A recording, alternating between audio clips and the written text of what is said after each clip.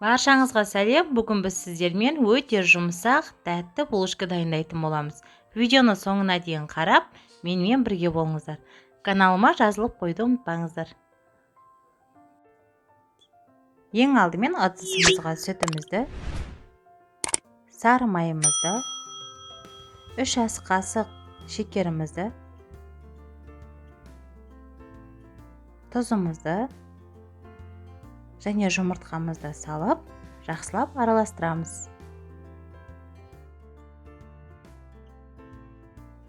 Және дрожжымызды салып, бір келкі болғанша араластырамыз.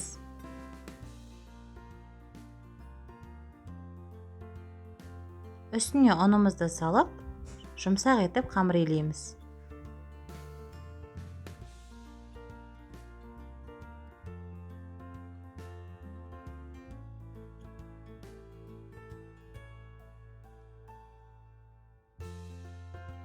Қамырымыздың бетін жауып, жылы жерге қойып қоямыз. Қамырымыз дайын. Қамырымызды осылай бірнеше бөліктерге бөліп, бетін күреңкімен жауып қоямыз.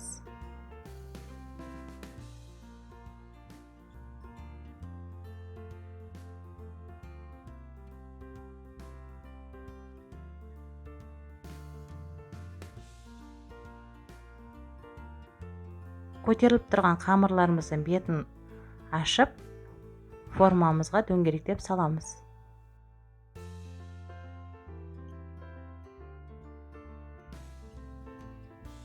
Бетіне жұмыртқаның сарысын жағып шығамыз.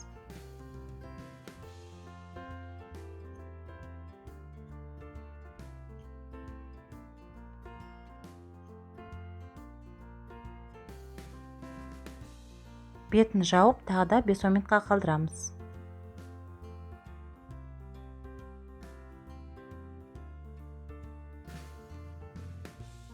Дайын қамырларымыздың бетіне кез келген дәнді себуіңізге болады.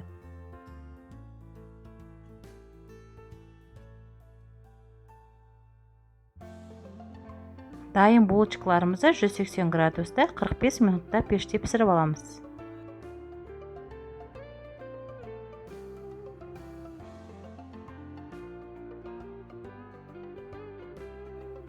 Булочкаларымыз дайын. Барлықтарыңызға ас болсын.